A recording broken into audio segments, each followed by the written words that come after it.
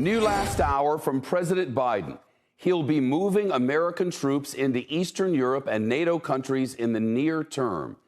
Now, the president didn't say how many, but did add it won't be a lot, as he put it.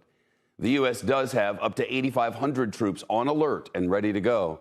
It's a significant escalation tonight, and it comes as the Pentagon warned today that Russia has enough troops along Ukraine's border to launch a full-scale invasion of the entire country. America's top general says Russia has not mobilized troops on this scale and magnitude since the Cold War. The Russian Federation has amassed upwards, at this time, of over 100,000 ground forces, air forces, naval forces, special forces. If that was unleashed on Ukraine, it would be significant, very significant. It would be horrific. It would be terrible.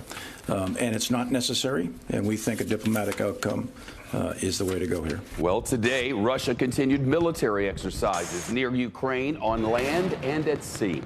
Russian warships held target practice in the Black Sea. They fired at floating and flying targets to simulate shooting at other ships and aircraft.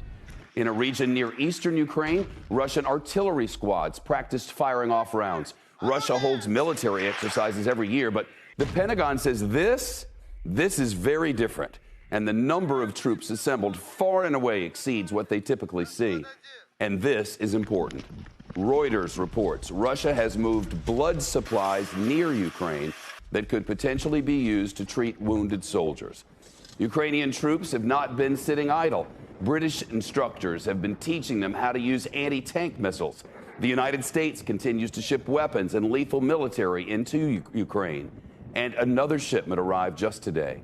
Meanwhile, the Ukrainian president, Volodymyr Zelensky, is urging everybody there to remain calm and is trying to bring down the temperature. He says he told President Biden in their phone call yesterday that there should be no panic. Jeffrey Edmonds now, former director for Russia at the National Security Council. Jeffrey, thanks. American troops now set to move into Eastern Europe. That's new tonight, according to the president. Is this meant to deter? Is this a signal send? Or what are we seeing here? I think there are two aspects to the announcement. One is the fact that the U.S. government clearly thinks it's more likely than not that Russia's actually going to follow through with an invasion of Ukraine. And second is it's kind of a scary, indicator that they believe. I mean, Biden's been pretty clear that he doesn't want to fight Russia in Ukraine, but this likely means they assess there's a possibility that this conflict could broaden outside of Ukraine. Oh. Well, if Russia invades, the Pentagon suggests it has plenty of resources to take the whole country. So how long would the U.S. have to respond? So I think the response would depend on what you wanted to actually do. If the conflict stays in Ukraine, then I think what the president is doing is sufficient, and we can get that there fairly quickly.